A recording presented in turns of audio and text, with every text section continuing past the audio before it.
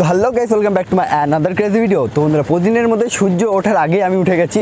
আজকে কিন্তু আর হেঁটে নয়, সাইকেল নিয়েই বেরিয়েছি ওয়ার্কআউট করতে। তবে এখন যাচ্ছি আমি সুয়েদারদের বাড়ি, সুয়েদার কাছে। সুয়েদাও হেঁটে আসছে, আমাকে ফোন করলো। তো আমি ভাবলাম একটু ইউনিক কিছু করি, আর আজকে ভালো লাগছিল না, সে কারণে সাইকেল নিয়ে চলে এসেছে। সাইকেলে মুক্ত বাতাস খেতে খেতে এখন যাচ্ছে, অতিরিক্ত একটু কষ্ট হয়ে যাচ্ছে। তো চলো সুয়েদার সাথে গিয়ে দেখা হচ্ছে, চলো।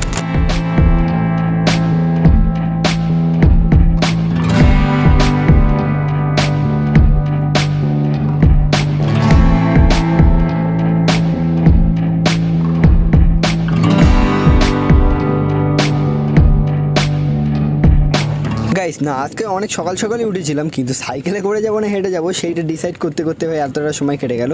যদিও আমি হিঙ্গলগঞ্জে চলে এসেছি প্রায় অলরেডি, অনেকটাই কাছে, আর বেশি দূর নয়।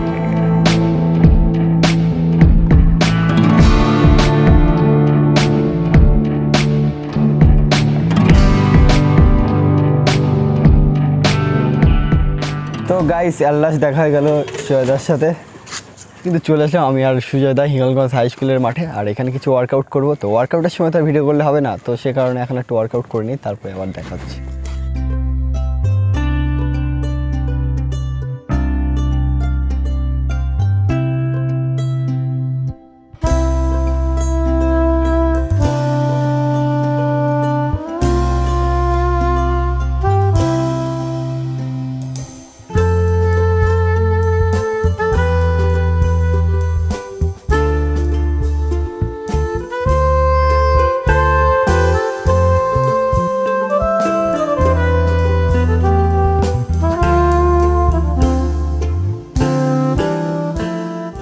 তো গাইস, অনেকক্ষণ ওয়ার্কআউট করার পরে এবার কিন্তু আমাদের বাড়ি ফেরার পালা। তো কেই বা চায় ভোরবেলা উঠেই ভাই নিজের শরীর থেকে ঘাম ঝরাতে, তবে কিছু করার থাকে না, আমাদের শরীরটাকে ভালো রাখার জন্য এটুকু তো করতে হয় ভোরবেলা উঠে।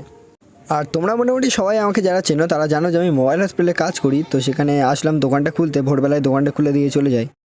আর এবার গাইস বাড়ি যাওয়ার পথে দেখলাম একটা রাস্তাতে অসাধারণ গাছ, ভাই সত্যি কি দারুণ লাগছে। তোমরা যদি জানো এর নামটা, আমি নাম জানি না ভাই কী গাছ, তোমরা যদি কেউ জেনে থাকো তাহলে অবশ্যই আমাকে কমেন্ট বক্সে জানাতে ভুলো না। সত্যি অসাধারণ লাগে, যেমন সেই জাপানি গাছ যেগুলো হয় না, মানে সে ওই ধরনের ফিল আসছে। জাপানে যেমন এরকম গোলাপি গোলাপি ফুল হয় দেখেছি, সত্যি ওই ধরনের লাগছে। তো গাই সুজয় দাদা দোকান খুলে বাড়িতে চলে গেল, তারপর আমি চলে এসেছি আর এখন আছি নদীর ধারে। এখানে বসে কিছুক্ষণ সময় কাটাবো, বেশ সত্যি আলাদা একটা লেভেলে ভাই ফিল হচ্ছে। এই নদীর হাওয়া হালকা হালকা, যদিও গরমের মধ্যে অতটা হাওয়া নেই, তবে ভাই একটা আলাদাই অনুভূতি। আর কিছুটা মেডিটেশন করবো, তারপরে বাড়ির দিকে যাবো। আর গাইস এই মুহূর্তে আমি যেখানে আছি এই জায়গাটা যদি তোমাদের আমি ভিউটা সম্পূর্ণ দেখাই, তাহলে তোমাদের একবার হলেও মন চাইবে ভাই এসে ঘুরে যাই। সত্যি অসাধারণ জায়গা, আর সকালের দৃশ্যটা ভাই অসাধারণ থাকে।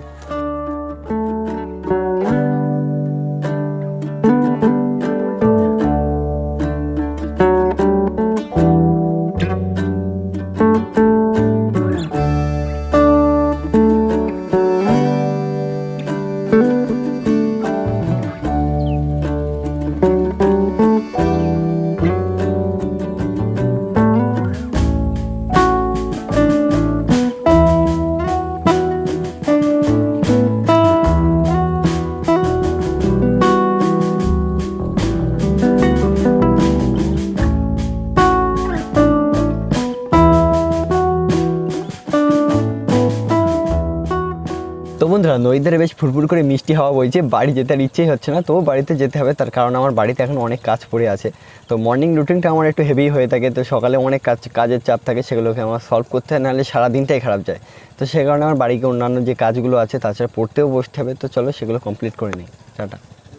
এখন কিন্তু চলে এসেছি সেই কাঠের ব্রিজটাতে, যেটা আমার বাড়ি যাওয়ার পথেই পড়ে। তবে এখান থেকে আমি পাস করার সময় প্রত্যেকটা দিনই পেরে দাঁড়িয়ে কিছুক্ষণ মুহূর্ত উপভোগ করি। আর এখান থেকে সূর্যোদয় দেখার মুহূর্ত উপভোগ করা তো বেশি আলাদাই ব্যাপার।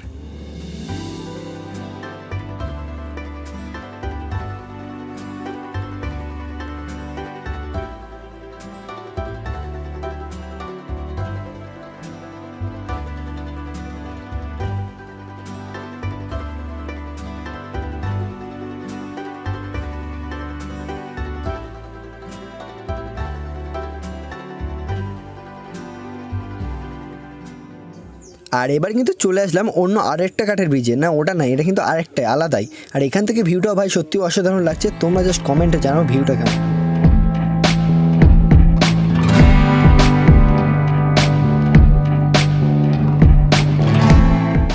তো তো বন্ধুরা সকালে কাজকর্ম সব কিছু কমপ্লিট হয়ে গেছে, আর এখন কিন্তু আমি স্নান সব সেরে নিয়েছি। তোমরা জানো যে আমি 3 বেলা স্নান করি, তার মানে সকালে একবার করে নিয়েছি, এই যেহেতু মানে কষ্ট করে করেছিলাম, ওয়ার্কআউট করেছিলাম, ঘামটাম ছিল, সে কারণে স্নান করে নিয়েছি। দুপুরে একবার করবো গরমের জন্য, আর রাতে ঘুমানোর আর একবার, মানে যাতে ভালো করে ঘুমটা হয়। এমনিতে জানো ভাই বেশিক্ষণ ঘুমাই না। তো যাই হোক, এখন যাচ্ছি তোমার একটা দাদার বাড়িতে, সেখানে একটা স্পেশাল জিনিস তোমাদের দেখাবো। তো চলো সেখানে গিয়ে দেখা হয়।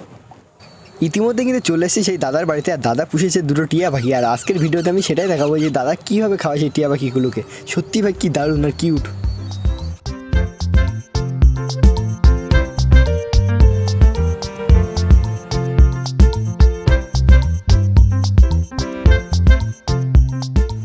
তো গাইস, পাখিগুলোর কিন্তু খাওয়ার সময় হয়ে গিয়েছে, আর এই দাদা এক অদ্ভুত পদ্ধতিতে এই পাখিগুলোকে খাওয়ায়।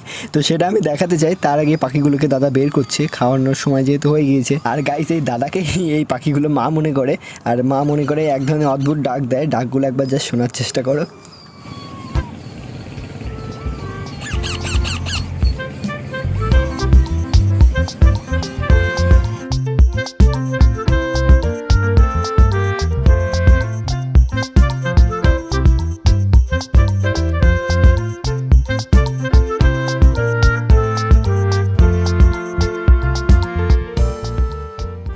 কি খাওয়াচ্ছে এরা? ছাতু খাওয়াচ্ছে।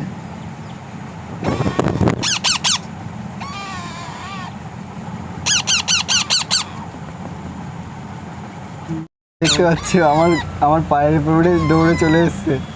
ও ভাই, এখন গায়ে লোম ওঠেনি, হালকা হালকা হালকা লোম উঠেছে। তো দাদার মুখটা দেখাই। হাই হাই করে দাও একটু। এই পাখিও দেখে লজ্জা পাবে আমার মুখ দেখে। আরে বাপ রে ভাই, আমার হাত গেল দৌড় হাত গেল ভাই। ও ভাই, অবস্থা দেখো।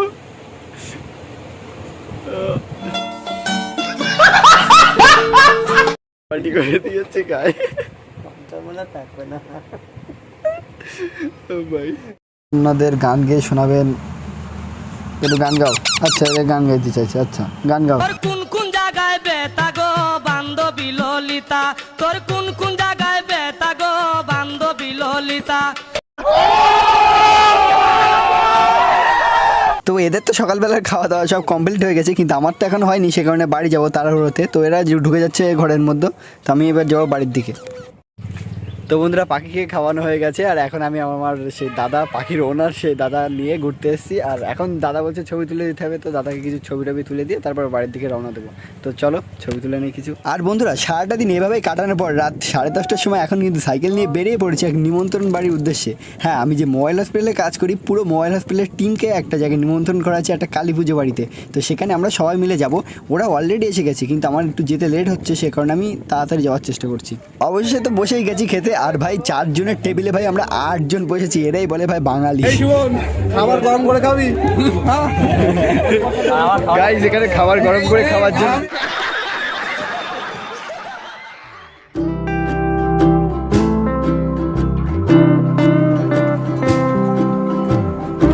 গাইস, আমাদের কিন্তু খাওয়া দাওয়া সব কমপ্লিট। এখন যাচ্ছি সব বাড়ি, যে যার বাড়ি যাচ্ছি। সুমনদা টাটা, গুড নাইট। ভাই জিৎ, গুড নাইট। আমি তো তোর সাথে যাবো নাকি? তো বন্ধুরা, সবাইকে বিদায় জানিয়ে এবার কিন্তু আমরাও নিজেদের বাড়ির দিকে রওনা দিয়েছি। তবে আজকের ব্লগটা আমি এখানেই রাখছি। আর ব্লগটা কেমন লাগলো অবশ্যই ভাই কমেন্ট বক্সে জানাতে ভুলবে না। আর ব্লগে যেগুলো ত্রুটি ভুল, যেগুলো তোমাদের মনে হয় যে এই জায়গাগুলো খারাপ লাগছে, সেগুলো অবশ্যই কমেন্ট বক্সে মতামত জানাতে ভুলবে না। তো কাল দেখা হচ্ছে সন্ধ্যা ঠিক 7টার সময় আরও একটা ব্র্যান্ড নিউ ব্লগ নিয়ে।